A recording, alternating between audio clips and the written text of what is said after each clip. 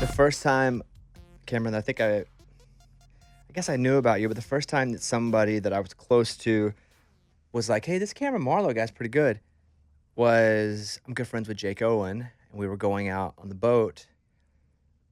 We were somewhere not here. I don't remember where we were, Okay. but we had a boat, and he was like, "I was driving, I was listening to one of those playlists, and everything sounds the same." He said, he said, "Do you know Cameron Marlowe?" I said, "I don't know him personally, not yet anyway." He goes, "Man," and he had a song. And he was like, "This song's so good." Did he like post that? He did, man. I remember him shooting, like, I guess doing a little story about it or something, Yeah. and I thought that was pretty cool, man. Yeah, because he just genuinely was, moving through music. And you know what it's like. You hear a lot of music songs that you've written, that other people have written, songs that are on radio, songs. Oh, yeah. And same for him. He hears stuff all the time, but he was like, "Man, this stuff just like feels and hits a little different." I love that, man. And I would assume coming from somebody that has done it successfully for a long time to have that, because you didn't ask him his opinion, and that's tough. Yeah. If somebody asks your opinion on something, it's tough. Yeah, for sure. And he just kind of came out like that's got to be good, right? Like a peer, but also somebody who has done it big is complimenting your work. Without a doubt, man. And it's one of those things where you kind of feel like I have to pinch myself sometimes just because I wouldn't ever expect him to be here. So What's it's nice. happening like right now, career wise? Is it coming so fast at you, or does it feel like you're so close to it that it's not moving fast enough? Ooh, a little bit of both. I feel like when I first started this, it was like everything was so quick. Like, got to get in meetings. And then COVID happened, and then it was just completely shut down. And then we picked back up, and it was like, I think I got a little obsessed with it to the point where I was like, oh, I don't feel like things are happening at all. So I think I'm in all three stages. When did you move to town? About 4 years ago. So you were here how long until COVID started to affect things? I'd say about a year. Did you feel that you were getting some traction, like real traction, whenever everything had to stop? I did, man, because I put out my first single, and it was the first thing that I'd ever put out ever, and it started blowing up. It was called Giving You Up, and it just started rolling, and people were listening to it, and we had all this momentum with it and taking meetings, and everybody was excited, getting tour offers and things like that, and then it all just kind of shut down, and I was like, oh, man, now what do we do? What did you do? I sat at the house and wrote a bunch of songs. I think just like everybody else, man. I went back home to Carolina and just spent time with the family. I mean, it's such a tease, It is, man. right? You got here, and it's, all right, we like you. Let's get some stuff going. Oh, never mind. Yeah.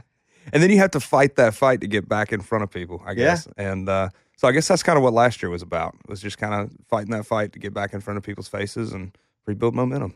What are you doing now every day here in town? Or are you on the road a couple days a week? Are you touring constantly right now? We took January off just because we toured so crazy last year. But, yeah, this year is going to be on the road as much as I can, as Brighton as much as I can. Are you going to ride on the road? Because that's a different animal. That is a obviously. whole different Yeah. thing, man. I try, and I don't feel like I get my favorite songs. I've gotten great songs that are going to go on this next record, but writing on the road. But it's a whole different mindset, I feel like. For me, I'm more of a, like if I'm in show mode, I'm in show mode. If I'm in writing mode, I'm in writing mode. I don't know. Some of my friends will come right off stage and hop right onto the bus, and and the rig's already going, and they start riding, and that's just exhausting. That is, man. They're better than me. I would say that. And then it's, you're on the road for 2, 3, 4 days, and you come back and you only have a few days, and I'll deal with this a little bit too if I'm out doing comedy and then doing the radio show. It's that I've only got a few days to kind of catch back up, and I'm trying to catch up on life stuff and make sure Absolutely. bills and dogs and Laundry. Mhm. Laundry, man. That and stuff then it's piles like up. now you got to also be creative. So it's just when you're touring, it's just hard to be as creative as Definitely. possible. So you've used this time to just write. January, like into last Definitely. year, did you write a bunch of songs then? Definitely, man. And like when you're on the road, I feel like it's like this you use all that. I don't know. I'm kind of an introverted person. So like, I feel like when I push out all that energy and stuff like that, I have to be at home and I just kind of sit in silence a little bit. So I don't like have that creative flow going. So I have to like just book myself a like week just to focus on writing. And Good for you. Yeah. I've tried to make this year a year where occasionally I get bored Yeah. That's a good way to do it. because, and Mike and I were talking about it, it's like we're running hot all the time. And if you're always running to the next thing, there's no time to really gather creativity. Mm. And a forced creativity to me, I mean, you can get the key in the keyhole, but it barely fits. It's like, and it's never, like you said, I never get my favorite stuff when it's a forced. I feel like it creative becomes spot. monotonous at that point. and just like a task. Mm-hmm. And it's a job for Yeah. sure. It's a job, but it's a job that we do because we love it Exactly. and because we got to be creative. But it's a balance. I'm excited to see how you balance this now because you're going on the road, you're playing, your shows are getting bigger, obviously, but now because your record came out last year, right? Yep. What year. month? September, I think. Like late, right? Like close to last quarter of the last year. I should know that, but I don't. Yeah. So should I. I knew it was late last year, and now that you have this record that people really like, they're ready for new stuff. And so, but now you got to write, you got to get better at the same time. Absolutely. And it's crazy, man. I feel like there's been a shift in this past couple of years where like there is no rules. Like there's not like an album cycle or anything like that. It's like people just want to consume music all the time. I mean, And you I'm can put like, out man. one or you can put out 40. Exactly. You As really long can. as it's good and people like it, Yeah. and it's within the strategy that you can maintain and really give it the love and support that it deserves. Mhm. There is no, you're right. There There's are no no rules rules except for the anymore. ones you make for yourself. Without a doubt. Yeah. But it's tough to commit to a bunch of stuff and then not really have the capacity for it. Yeah. And I think, what's good about you is you've now worked hard enough that you're about to work so hard you want to vomit.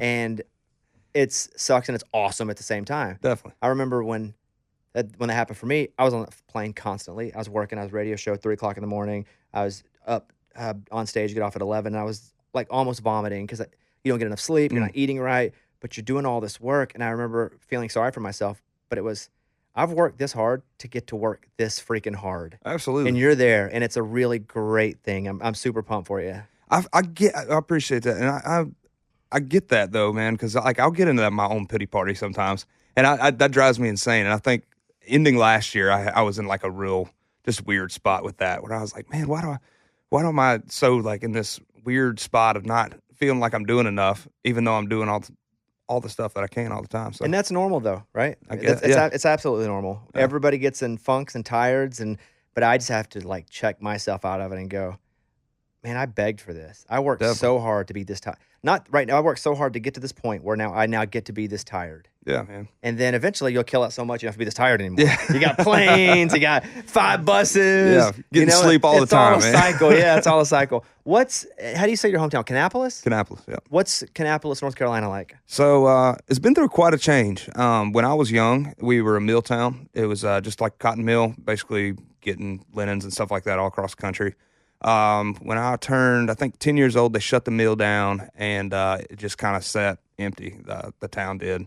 There's nothing really there until about, I'd say 3 years ago, we built a cancer research campus downtown where the mills used to be, and then now they have a baseball park that's down there. A lot of life back into the town. Yeah, huh? man, it's really been cool. Like every time I go back home, there's like a new building down there. And when I was young, like nobody went downtown. It was just It was kind of a ghost town. That's exciting. I'm from a town of 800 people in Mountain Pine, Arkansas. We had a sawmill warehouser. And you went to work there after school. Mhm. Almost nobody went to college, but you went to work at the mill, and that's what you did. Yeah. But when the mill shut down, very similar, the town died. Yeah, man, and people had to move to find jobs and Yeah. stuff like that. It's super cool to hear you say that they built something else there and now new jobs and there's like a new economy Yeah, there. man, it's wild to see it. How many people live there? Oh shoot, I couldn't tell you. I know when I was How younger, many traffic lights you got? we got 5, 4. Okay. Yeah. How many dollar stores you got? Like Dollar General, Dollar. Oh, they're all over the place. Yeah. So it's obviously not super small, but it's still a small town. Yeah. How your high school? How many kids graduated with you? I had 100 kids graduate with me. Small. Yeah. Yeah. At 50. Yeah. Yeah. So small. Yeah, not too bad. Whenever you were in high school, what kid were you? That Cameron is the blank kid. I was always the music kid, I'd say. I never thought I would chase it, but I loved Really? it. Yeah, I don't know why. I just didn't think it was a realistic thing. Did you play? I'm assuming you started. This is a lot of assumption here. No, That you started playing or at least singing young because you're from the South. North Carolina to me is the South. Yeah. Like you sing in church. Yep, grew up Okay. singing in church. So you do that. Did you learn to play guitar young? Yeah, I'd say so, about 10, 13. When you say music in high school, then were you a guitar music kid or were you also learning music in the band? Oh, man, I did the band thing for a year. Marching band. Realized real cool that's not how you get girls. What? And, What instrument? I was a snare drummer. So my You very know what? first That's the instrument was coolest drum. instrument, though. It I mean, was, if you man. I was gotta- just out there getting it. Yeah, they made movies about that. They made it look a lot cooler on the movies, though. So you didn't like marching band? I didn't, man. And I kind of talked to my band teacher there, and I was like, I want to start a class that, like, I can learn how to perform. And he was like, well, that's interesting. So he started this class called Rock Band. And that's kind of like where I started to learn how to play guitar and That's sing. pretty at the same cool. time. Yeah, so They would do that at your school. they would, man. And it was me and like 4 other kids that was in this class, but I didn't take it for granted. I loved it, man. I just learned how to put a band together and things like that. And I look back and I'm like, man, that really actually kind of helped me. Yeah. Did some kid get forced to play the bass? Oh, yeah. It's it's like the little brother. A lot of times he's forced to play bass because the big brother plays guitar. I just figured there's some kid in that class that was like, man, I wanted to play guitar. Dum, dum, dum, dum. So in this class, there's 4 or 5 of you guys. What's Rock Band about? Like, are you going in learning about some of the great rock bands? Are you individually working on things? There wasn't ever like a strict like assignment. Like we never had an exam or anything. Basically, all we did was go in there and we would learn a song a day or try and learn a song a day and be able to perform it. We never really performed anything with it, but we just tried to like make a band, I guess. Did you guys jam? Was that part of the class where you would Pretty just much. kind of figure it out? It was a great third period, man. That sounds pretty awesome. So you're singing in church at how old? Oh man, I started when I was probably 6 years old. And are you singing? Because the Baptist church that I went to growing up, it was really gospel-y. Mm-hmm. Wasn't a lot of stuff like when we go down here.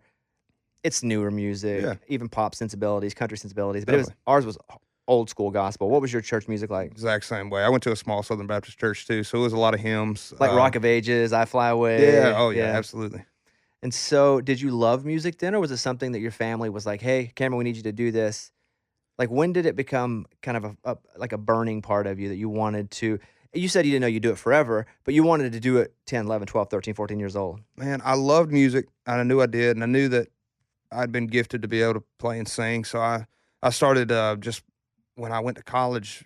I went to study music, but I didn't make it long in college. But I like basically to make side money, I would go play random places playing cover songs and just kind of set up in the corner of a bar and just take tip money if they'd give it to me, or if they were paying, I would just try and do it and enjoy it. What'd you love playing the most when it came to cover songs? Like, or what did you know you were going to get paid the most if you did? Oh, I knew if I did like the newest songs out, I would get tipped more, but I love like older stuff for some reason, man. Like I love Ray Charles and Stevie Ray Vaughan and stuff like that. Like I love that blues heavy, like real singable kind of melodies and things like that. So I grew up loving a lot of older country music like George Jones, because I mean his voice was one of my favorites, and then getting into like that blues side with Ray Charles and B.B. King and that kind of stuff.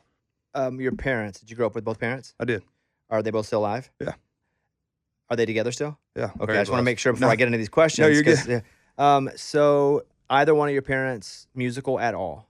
I think my dad sang when he was real young, and and my mom sang when she was younger. But not so much that you were heavily influenced. No, they just sang in a church kind of thing. Like everybody did choir and stuff in the church. When you tell them that you want to be a full-time songwriter, artist, musician, full-time. Yeah. Different than playing during college or high school, or like, what do they say to that? They knew I was pretty miserable at the job I had. I was basically selling car parts for General Motors, and I was like, you know what? I think I'm going to chase this in Nashville, and they were 100% behind me. I mean, I came to town, and I slept on an air mattress for about 6 months before I could get a little rental, or not a rental bed, but like a little A rental bed. mattress. Now, Rental that's, bed. Mike, that's what we need to get in that market, the rental bed market. Rent some Yeah. beds. That sounds gross. I wouldn't rent one, but I'd rent them out. So you're 21 or so when you move here? Yeah. So you move here at 21, and where do you live on an air mattress? Donaldson with 2 other guys. I met them at Red Door randomly, and they were like, man, we're going to get a house. And I was like, all right. And they were like, you should move here. And that's kind of where my wheels started turning. You were at Red Door from home. You came from North Carolina. Yeah, I came from North Carolina. I Got was it. traveling up here quite a bit, so I'm not filling in these pieces. But I'll yeah. fill them in. If you miss it, I'll go back to it. Thank you. Yeah, but I was just kind of traveling back and forth, just trying to meet as many people as I could, understand the town. I didn't know what anything about the music business was like. I didn't know what a publisher was, a record label, what they really did, or anything like that. So I was just trying to learn as much as I could. What was the first time that you came to Nashville? You could have been 19, 20, 21. whenever you decided that you were going to come to Nashville and you were going to try to figure out music, but you weren't moving here yet? Do you remember the first time you came here just to explore? Yeah, definitely. What do you do in that time? I'm always curious because it's not like you know some songwriters already. It's your first time. What do you do? Definitely. And I had met some friends that had been coming up and like back from Nashville. So they kind of took me around. I did the Broadway thing. So they were from North Carolina? Yeah. Got it. Yeah. And then they were like, well, we got to go to Midtown. That's where all the industry people hang out. And I thought that was cool. I was like, oh, man. And so I went down here and just kind of talked to as many people as that would talk to me and tried to set up rights. And I was being that guy at Red Door, be like, oh, we should write sometime. So, yeah. Did that work? Did you make rights from Red Door? I did. And I would travel up as much as my job would let me to get up here and try and write. And I was writing terrible songs, man. Well, you have to before you can write kind of terrible, then pretty good. Absolutely. Yeah, you got to know, For sure. you know, how to write bad. Without a doubt. So you move here and you move in a house with some dudes you didn't know, except you met at Red Door. How did that roommate situation go for you? It actually went really well. I just met them through mutual people at the bar, and they were like, basically said they were getting a house, and I honestly kind of blew it off. I was like, they're never going to call me back to see. And 2 weeks later, they're like, we found a house. This is when we're moving in. This is down payment. And I was like, all right. So I guess we're going to do it. And that's what actually got you to move here, was them going, hey, we got this. Let's go. It was. I had to play a show that night. I picked up a show just so I could make that down payment to be able to move up here. And Nice. I just packed my stuff the next week and moved to town, man. What'd your parents say as you drove off or moved away? Good luck. Slap you on the butt. Yeah, good luck. I mean, they've always known that I wanted this, like deep down. They didn't know that I would chase it this hard. I think they felt like I was going to move back after a while. But once things started moving around or moving along, they've just always been there to support me, man. I've been very, very blessed by that. How did you start making money here? What was your first paying job? I don't know. Did you have any jobs here that weren't music? Did you No, okay. no, I went straight into it. So you go straight into it. How do you start making any money at all? Broadway. I played Broadway like crazy, man. Old Red was very good to me. They've had me on like three times a week, so I was able to make good tip money and a good check as well. So I was actually doing better here than I was back in Carolina. How long were those sets? 3 hours. And at times, do you have the phone in front of you, like on the stand, and are you playing stuff you're without learning a as you go? doubt. Oh, yeah. I have to imagine, again, that makes you actually a better player, though, just out there for 3 hours learning by doing it, and the pressure of eyeballs on you all the time, and the pressure of if you're not good, they're not going to tip you. Exactly. Yeah, there is a weird pressure there because like they're not really there to see you as much as you want to think that they are. They're there to have lunch and have drinks and hang out with their buddies, but you still in the back of your mind want to command them to pay attention. So that's when like you have to kind of take the brakes off and sing as hard as you can to try and make them pay attention. What's a big night? What was a big night tip-wise at Old Red? And what night would make the most tips? Man, I actually never did nights, so I was always the early day. Dang. Yeah, I was early day, but best day I made, I think I made $500, and I about lost my mind. Wow. I was excited. What was so different about that day? Just a bunch of bachelorette parties came through. It wasn't you? I was expecting I was really feeling it, man. My G chord. It was just... So you're playing all these shows. Do you feel like you were getting better as a songwriter, even in the middle of you hustling to make money? Definitely, because every night I would try and songwrite with somebody. It didn't matter if I was playing 2 shifts that day or whatever it was. I was still trying to songwrite every day. How long did you live with those guys? I lived there for about 2 years, and then they ended up moving. Did you guys have any big, I hate you, you ate my bread? No, nothing like that, man. It was actually, somehow, by the grace of God. That's why I was asking. Yeah. I was like, wow, what a situation. Yeah, it really worked out great, man. We all became friends, and we still talk all together all the time, man. Still? Yeah. Are they still in music? No, neither one of them, man.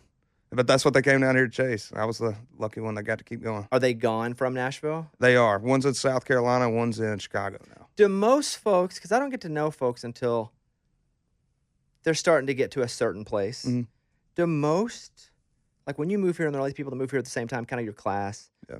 do most of them not stay? Do most of them hit a wall and go, you know what, this isn't for me? Either they're here to songwrite or to be an artist. Do they go back home?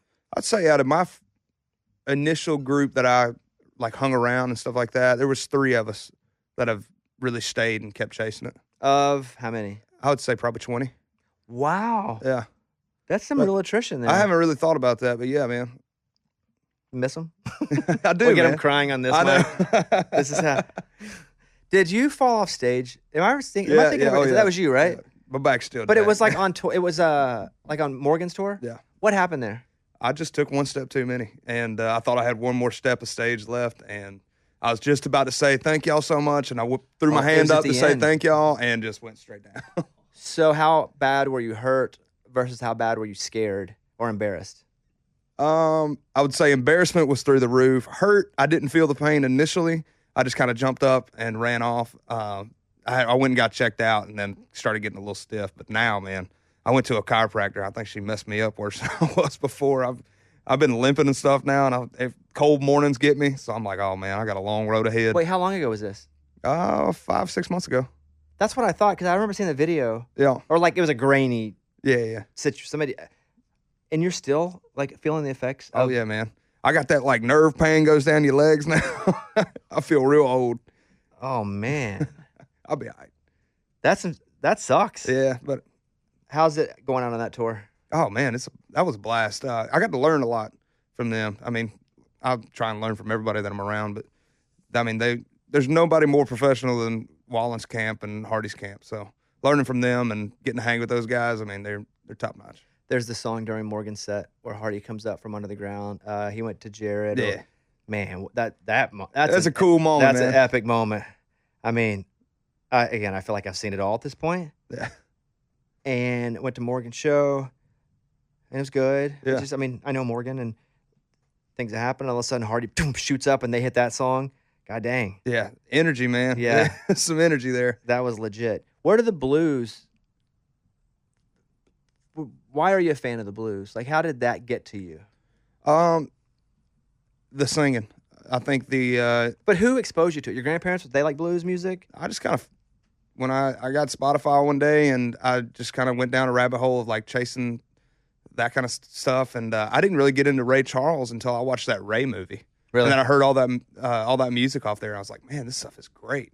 So I just went down that rabbit hole and just became a massive fan of him, and just loved the way that he kind of commands somebody when he speaks, and I mean when he sings, and it's almost like it's gospel-y in its own way. My grandma was a massive Ray Charles fan, but I was introduced to him through Modern Sounds of Country Music. And because I'm from Arkansas, and anybody from Arkansas was a god to her because nobody came out of Arkansas. And so if they did, obviously Johnny Cash was massive to her. So we listened to a lot of Johnny Cash, but also a lot of Ray Charles. But I really just knew him as Ray Charles, who did the gospel records and Modern Sounds of Country Music until you get older and you realize he was also a big pop star too because of all those big songs. But man, talk about like soul, and you're right. Command is a good word for him when he would perform, at least through watching videos of him. Yeah, definitely. I was watching because you brought up, I was watching George and Tammy. Oh, dude, I loved that. Did you watch the series? Yeah, I watched it. I loved it. Because you brought him up a second ago. That house is like down the road from here. Oh, wow. The First Lady Estate. Yeah, the big white house. Yeah, it's like right over there. Oh, shoot. And so to watch that back, and the fact they did not, if they would have had social media. Dude, talk about crazy times going on back then. And I've talked to some old timers now who would talk to old timers about George Jones and how for a lot of time it was out of control. Like we think that some of those 90s alternative guys or Motley Crue or that was, I think that was easy stuff going on. I was watching it with my wife, and in the first scene they're taping up his legs so he can't bend them, so that makes him walk out on stage. And she was like, "Is this real?" I was like, "From what I've heard, it was this crazy." That is wild, man. It's a good series. The guy who plays George Jones, what's his name, Mike? Mike, wasn't he so good? Yeah, he was, man. He did great. And sounded just like him. Yeah. And I didn't know Jessica Chastain could sing. I didn't either. But I thought that series was so good. Yeah, man. And I didn't get into it going, all right, I'm going to love this, because I thought maybe they would take some liberties, and I'm sure they did take a few. But did you watch all of it? Like all 6 episodes, 8 episodes? I have one last episode that I haven't watched. It's like you think people go hard now. That's when they went hard. You ain't kidding, man. Yeah, some of those early episodes, watching just the pills and stuff like that. I was like, man, I'm scared to take Advil. Like, I don't like taking medicine at all. I couldn't imagine doing stuff like that. Are you getting it all out of your system right now?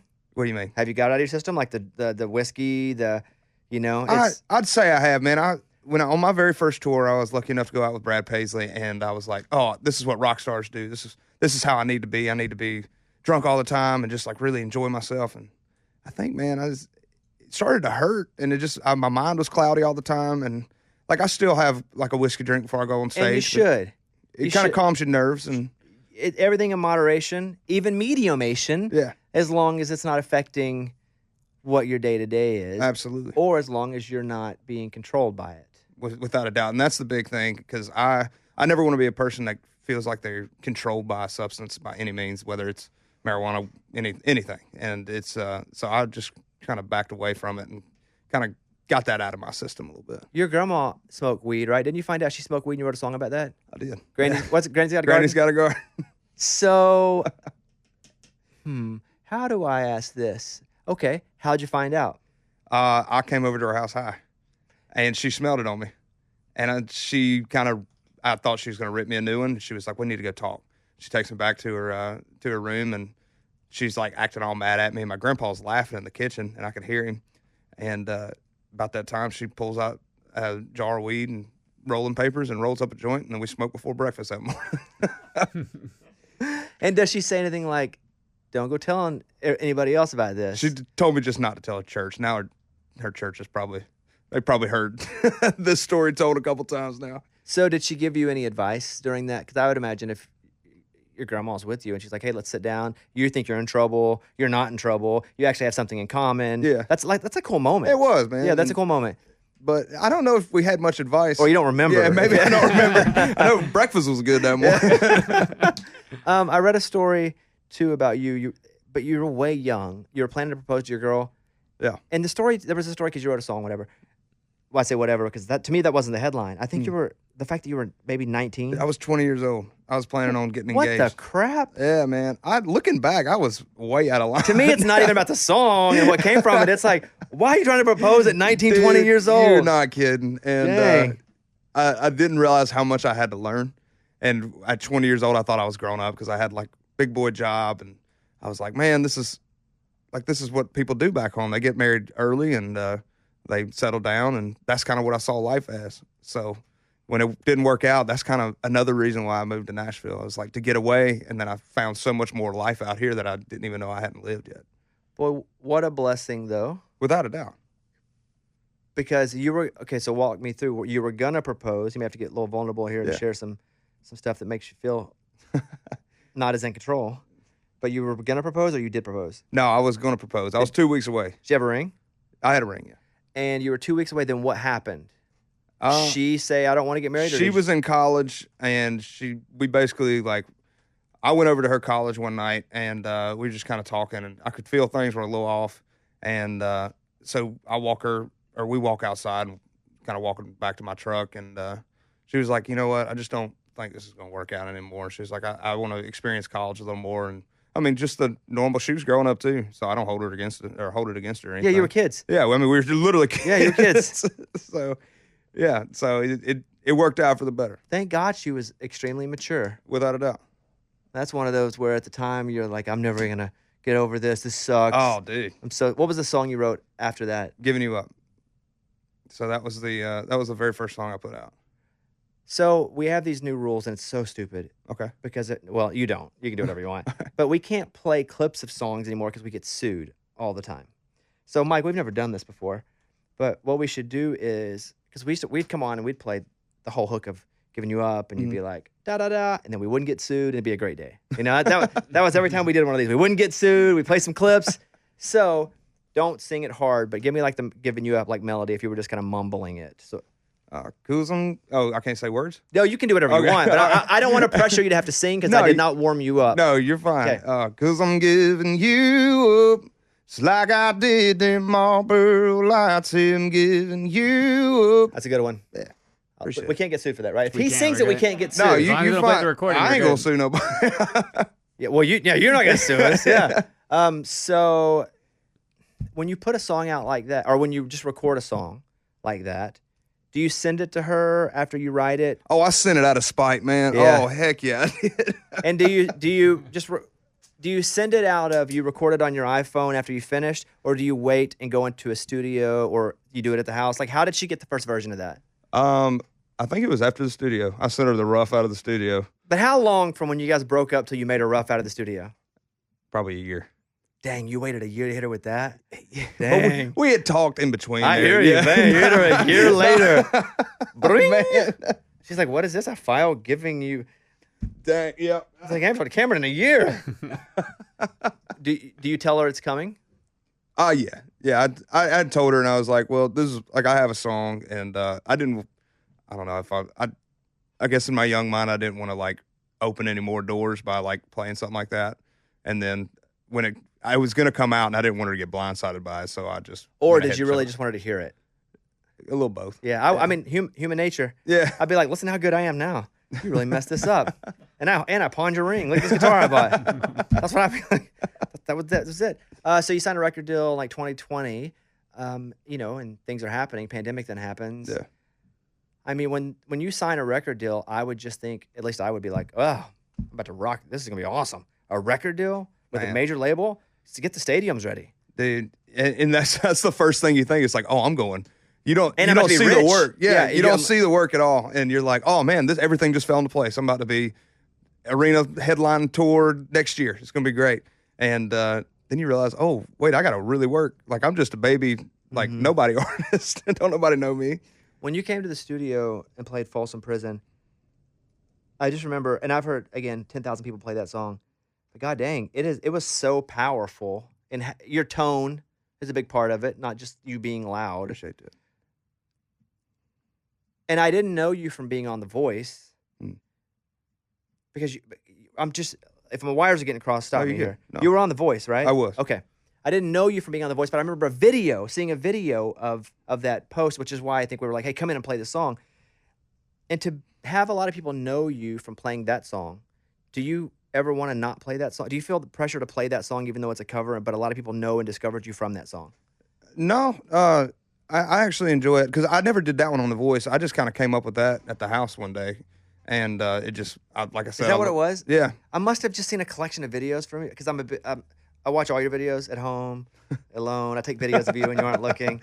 But that one blew up though, right? It did. Or it wouldn't have been sent to me. Yeah. Okay. So you don't feel the pressure because it went viral to play it? No, and it's a part of our set, but if we take it out, it doesn't hurt my feelings. I love playing it? Yes. But, Oh, great. Yeah. And that's awesome. yeah. If you love playing it, I'd play it every freaking set. Yeah, I'll play it exactly. twice. Like, I want to I write didn't know more if you- songs that are in that vein. So I love having that kind of. I didn't know if you would get annoyed by having to play or feeling like there was a pressure on you to play something that you did previously that went viral. I think I get more annoyed from some of the songs that I don't feel like I wrote to the best of my ability that I sing every night. Like, even Giving You Up being one of the first songs that I really wrote. Like, I feel more pressure to play it than I do that cover for some reason. Yeah, but you have to play that. But You have to. And the goal is to always feel that way, honestly. In 3 years, you want to be annoyed at the songs you just wrote now. Fair enough. Because that means you've grown. I will hear or read old jokes that even I wrote 2 years ago or hear, and I'm like, oh, like I'm almost embarrassed. Yeah. But man, if I wasn't and I was just the same and I was like, oh yeah, look at that, still rocking. Yeah. I would feel on surface good, but I would go, man, I guess I'm not getting any better. But when I do see a clip of me telling a joke or doing a bit on, I'm like, and it does make me cringe a little bit. Yeah. Like you said, you're embarrassed of these songs you wrote. Like then I'm like, that's awesome. That means I'm actually getting better. That's a good way to look at it, man. I had never looked at it like that, but I make me want to vomit. I'm so over me. I hate me sometimes. I spend my whole career life every day. It's all me because that's the business that I'm in. Yeah. And I'm over me. Yeah. And so I look and I'm like, and the fact that you talk about that's great. That means you've grown so much as a songwriter. good, man. I like that's a God, I can't talk. That's a good way to look at things. It is, because if I don't, I go crazy if I don't. Yeah. And also I avoid listening to me. Will you listen? Oh, without a That's doubt. what I was going to ask. Man. What's the deal on that? Will you listen to a live show that you did? Will you record it? Will you listen to work? Like, what's your rules on not going crazy? Okay. Work tapes, I know that I really, truly love the song, like, a ton, if I listen to the work tape, like, 4 or 5 times in a row. What? A ton? Yeah. So I'll know if I love that song and I'm like, oh, I'm probably going to put this song out, I'll catch myself wanting to go back and listen to it. If I only listen to it, like, once or twice, I'm like, I'll put it in the pile. And if I don't listen to it, I'll never see the light of day. Do you ever do the thing? because you're a real artist and I'm a junior varsity, but I'll write something funny, a funny song, and I can't listen to it for a while because I'm so close to it. And in the middle of writing it, I started to second guess everything. And then to me, it's not even good anymore about halfway through the writing. And I'm like, this sucks. It's not funny. I suck. I'm not funny. My career's over. So I have to take, and I'll put it back. Yes, without a doubt. And then I'll have some separation. And like 2 months later, one of my buddies who I'll write it with, I'll be like, dude, this song we wrote about Hobby Lobby is freaking awesome. And he's like, what month are we in? But I have to do that because I'm too close to it at the time. Without a doubt. Are you able to have that perspective, or can you write a song, stay with it, know it's good the whole time, and be like, let's go? I kind of did that with my album, and like where I fell in love with those songs, and I got in the studio pretty quick to cut them, and then I was like, by the time they all got done, I was like, oh man, is anybody even gonna listen to this? Because it was in my mind so much. So before we even put it out, I didn't listen to the album until probably right before we sent it to get mastered. Really? Yeah, and I was like, all right, yeah, I believe in this. Is this you trusting Dan? Yeah, definitely. I trust him with my life, man. Me and him we've gotten so locked in over this record, I'd say, that we just put out. Because we did a couple sides before that weren't my favorite sonically, and he even agrees with me with that, where he's like, we didn't really nail these, and I just kind of took that with a grain of salt when we went back into the studio for the record, and I was like, well, we know where we're going now, so me and him really worked together, which I kind of was in the back seat, and that was to my own fault. Like, I did that on purpose because I was kind of letting him guide the ship, but he works really well when somebody else is giving him direction. So When you say sonically, is it your voice? Is it guitar tone? Is it who are you now? as far as I don't musically, no, not even musically, but I want to say sonically, because musically you can write from these places and you know what you want to say and why you want to say it. But who are you if I just listen to a song for the sake of just turning it on and hearing it and not listening? I'm all over the place, man, and I don't mean to be, but I love so many different styles of music. You'll hear a little blues, you'll hear a little rock. Do you fiddle with tone on guitar all the time? Without a doubt. Is it Oh yeah. my best friends that are guitar players? Oh my God! Like, Yeah, stop! It sounds exactly the same. dude. Yeah, it's kind of a habit, and I'm become like a Not you. You should keep doing it because but that's how I feel. I'm like, there's no difference in the two tones. It's like when I'm at the eye doctor and he's like, what about this one? What about this one? It's the same. Same one. Yes. So why are you giving me different? But you just constantly look for that perfect tone. Constantly, man, and sometimes to a fault, like where I'll like get obsessed with it. Like bass tone for me is such a big thing, and like we were making that joke about bass, but like bass is such an integral part to the song and the way that the song feels. And if the bass doesn't have the right roundness or the right flatness or however it should sound, it really can throw a song off, at least in my ears. I bet you listen to music so different. Dude, I miss the days when I could just listen to a song and listen to a song. I know. Those were the good old days. I bet you have that. Yeah. And I have certain things in my career where I'm the same thing, where I just can't enjoy it because I know, and I've spent so much time in the middle of it. You start learning too much. I know. And I listen to it a whole different way. Now, I don't have always that with music like you do. Also because you're really good at, you're not just a great singer, like you're a real life musician, and there's a difference.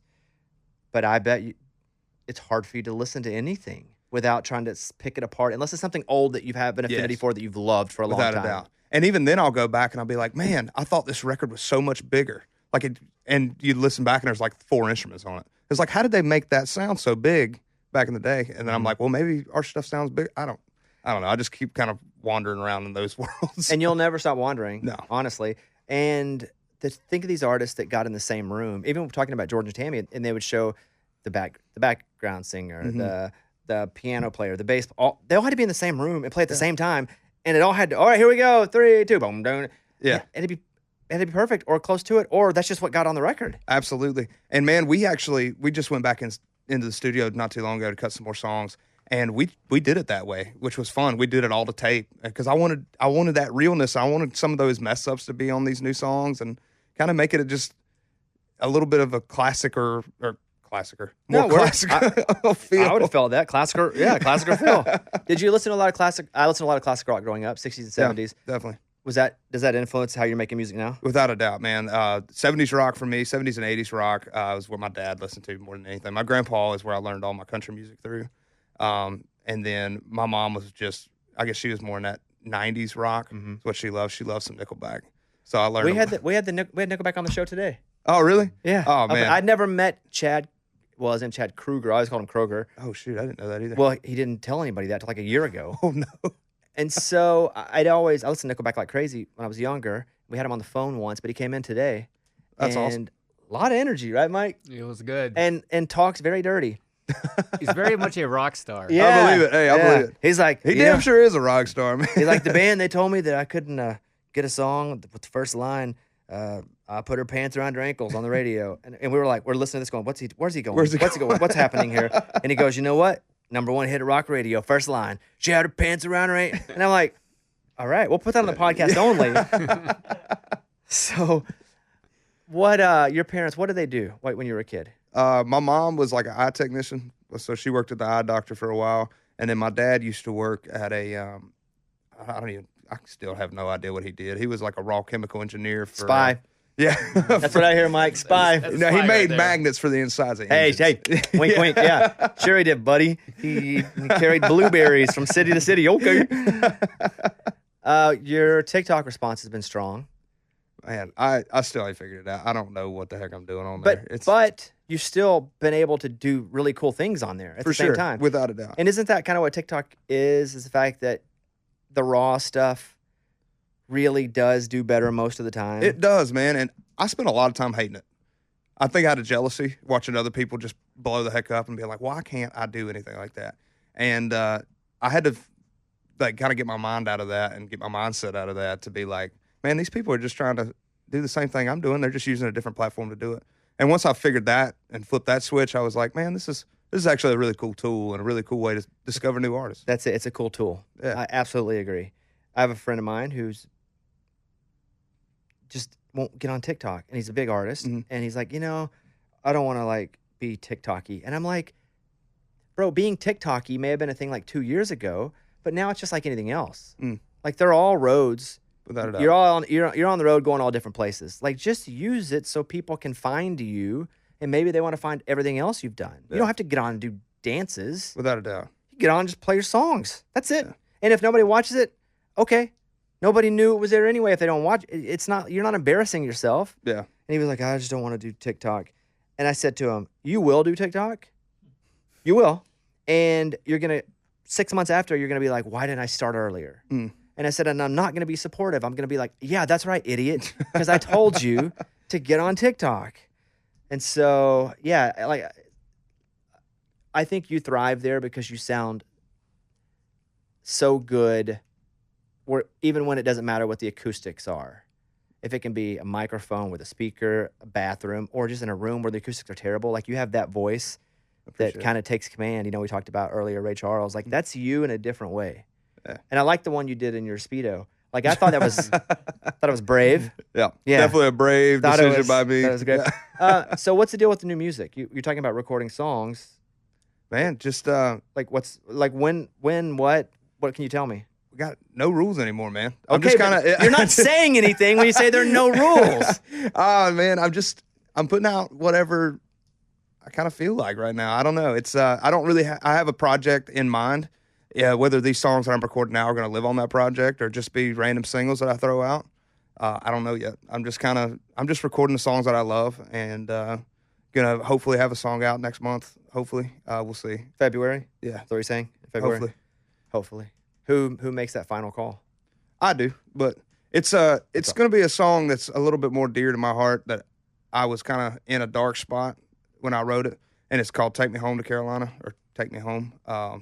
And it was kind of written like right at the end of the year, right during CMAs, and I was just like, I was kind of pissed, and it's kind of as much as I didn't want it to be, it's kind of an FU to the industry, and I learned a lot about it. Or about myself when I was writing it, and being like, why am I so bitter towards things that I can't control? So that song, I'm just putting it out as a voice memo. It's going to be like a voice memo that's mastered, basically, and just You can master a voice memo? I guess so.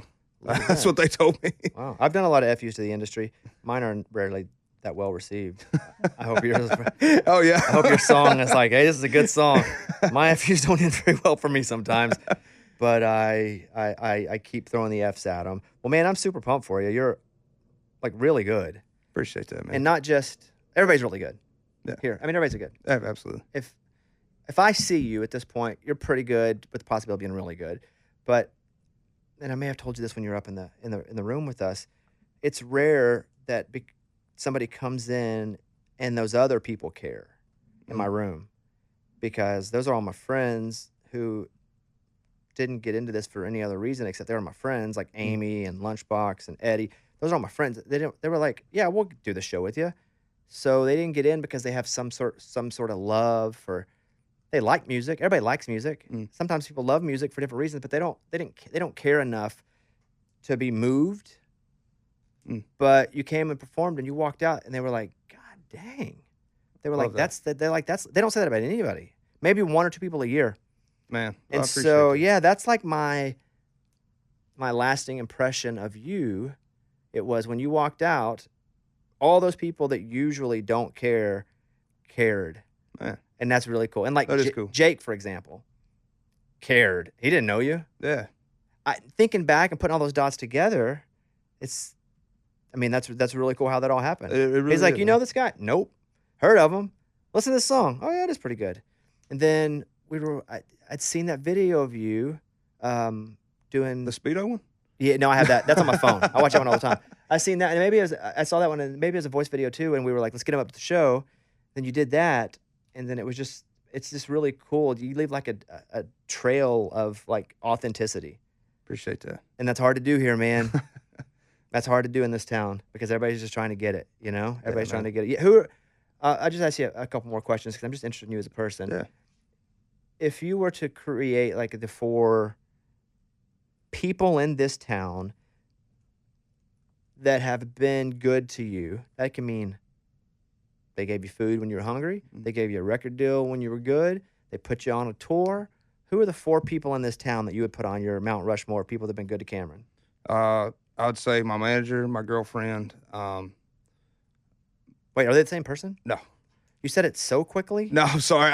I knew those 2 are my I got it. they're my champions. Say their names too. Your manager? Yeah, so Megan, my girlfriend, my manager Caitlin. Yeah, and then Caitlin's here. Caitlin's here, yeah. Okay, got it. And then I'd say Anthony DiVincenzo. He's always been great to me. And shoot. Who's Anthony DiVincenzo? That is her my manager's boyfriend.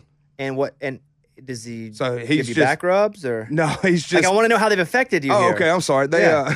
They've all just had my back in this town where if I'm even in the roughest spots that I could possibly be in, they've always kept me grounded and kept me reminding who I am as a person. And I feel like it's really easy to lose yourself when you get into town and get into this industry. Especially when you start to make it a little bit. You can I lose agree. yourself real quick. I agree 100%, man. And I think, I don't know, I don't know if I speak for everybody, but when you start going from headline shows and like selling out a show and then go to a fair or something like that where maybe 4 or 5 people show up, you really have to check yourself because your ego will start getting big, and they keep me grounded, and I appreciate them for that. Who's the 4th one? I'm going to say, can it be like a conglomerate It can be group? whatever you want. All right. My Sony family, they've been really good to me, man. They've really let me steer the ship when it comes to my career and the music that I want to make, and I respect that. No one's ever asked, can it be a conglomerate? Right, Mike? And all the questions that have been asked back. Now let's do this professionally only, and you don't even have to meet them, but like artist-wise, who do you put up on those 4 as like your favorites if you only got 4 artists to listen to for the rest of your life? Their bodies of work would be there for you. Oh, wow. Let's go George Jones. We'll go Kings of Leon. We'll go Brooks and Dunn. And George Strait. You met the Brooks and Dunn guys? Yeah. They're awesome. They're awesome. Yeah, I mean, just ridiculous, man. Ronnie is one of the coolest guys ever, man. He's, Ever. yeah. Like, well, he's a dear friend, and it's crazy to think that who I listened to and idolized musically growing up, we go to dinner with our wives. That to me is bizarre. And there are times where we're there, and I'm like, I cannot believe what is happening. Do you have those moments here now with some of the people that look at you and go, dude, you're really good, but you're like, no, but you're really better. Yeah, without a doubt, man. And what's so cool about Ronnie Dunn is like, dude, he sounds, I feel like better Yeah, it's the now. same. Yeah, it's the same. It doesn't even make Yeah. sense. Like you see a show and it's like, how does this even happen? My wife and I got married a year and a half or so ago back here in the back. and Ronnie sang at our wedding. Oh man. And there's 250 people, 300 people there, and we built a little place back there for the reception. And Ronnie's like, "Yeah, I'll sing whatever you want." And so he comes out and he does Neon Moon, and not only does he do Neon Moon, he like does the breakdown part. Hey, he's like doing runs. That's pretty cool, man. It was wild. That is wild. But he's so good. Yeah. Still, the crazy thing is he has somebody in his ears telling the words all the time. Hey, dude, why not? I just put a prompter up. I would love to have that. Just put a prompter up. You got somebody back there you having to hear and sing. Just put a prompter up so you can see the words. Like, I don't want to do that. He's like, then I'll look old. Bro, I tell jokes. I put a prompter for my jokes down there. Dude, if I could figure out how to run one of those things, I'd do it in a heartbeat. Well, you're not supposed to run it yourself. Well, I know, You're but supposed like to get have somebody to run it. Yeah. Can you imagine him singing, running the prompter Oh yeah, himself you got a little on your phone, just scrolling it up? Oh no, start over. Yeah. Do you feel like you have to be sad to write sad songs? No, I'm actually opposite. I write happy songs when I'm sad and sad songs when I'm happy. Okay, what does that mean to you? I don't know. I don't know why I'm like that. Think about it. Why do you think, we'll end on this, maybe one more, but why do you think you write happy songs when you're sad? I think I try and change the perspective, and I try and change and put myself in a different spot. And I don't know if that's a creative thing that I do, but it's just kind of how my mind works when I'm writing songs. What's the saddest song that you have? Oh, song called "Break It," and it's not out. It's just a song that I wrote, and it's like, Are you going to put it out? I might. How's it go? Give me a little bit of that deal again where you do like just a little singing. Oh shoot! Breaking news. I gotta think. I hadn't listened to this song in so long. I'll sing it. Break it. It's basically the hook is I'd rather lose it or lose you than break it. Basically, I'd rather lose us or lose this relationship than keep breaking your heart over and over and over again. That's good. And it's a cool song, man. What's the saddest song you've ever heard?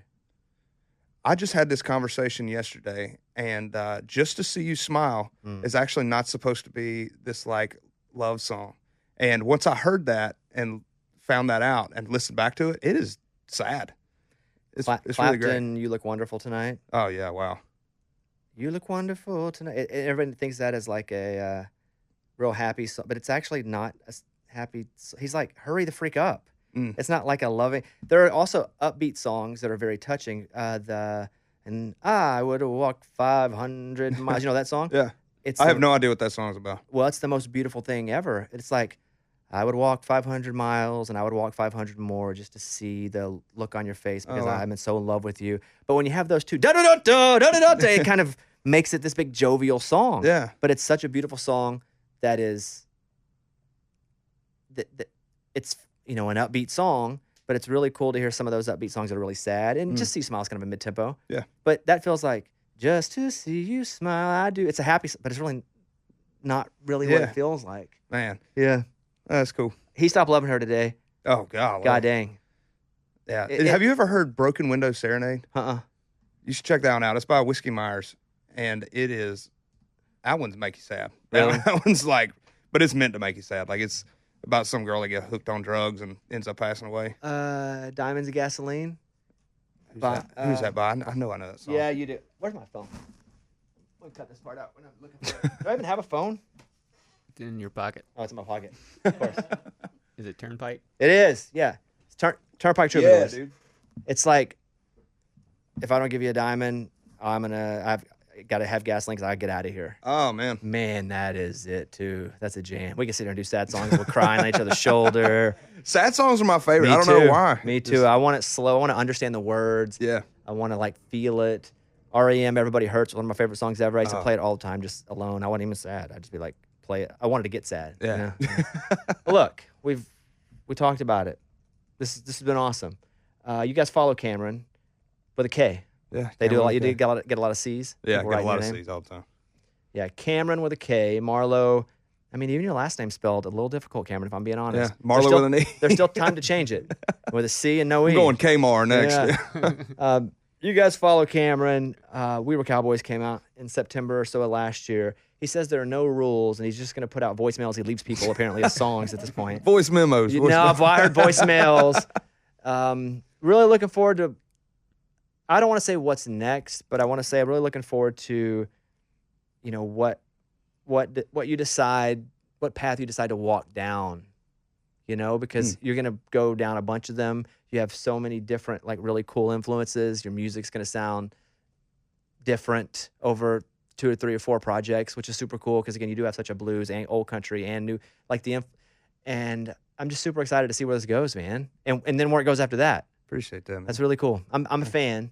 And when you drove up, your truck was too big for the security camera. And Did you hear me out there? I was like, I gotta. He pushed the button, and I'm gonna be honest with you, I was on the toilet, and a camera pulls up, and all I see is a truck door. And so I was like, "Hello?" He goes, "Cameron." And I was like, "I guess that's Cameron." It was So probably, I I just guess it probably. beeped it in. What kind of gas mileage I think get? It actually does really well. It gets 28. Really? Yeah, it's diesel. Oh, Burns okay. good. All right. Look, we've said it all. I like you a lot. I appreciate it. Yeah. I like you too, man. Yeah, you should. I'm pretty cool. Mike, anything for Cameron? That's good. All right, Kameron Marlowe, you guys follow it. And when you put out new music, like maybe next month, is that a new single or is that just a song to kind of chum the water? Just chum the water. Just Okay. yeah. Let me know when you get that when you're ready again. Come on back up, do it again. Let's do it. Let's do it again. All right, Kameron Marlowe, everybody. All right.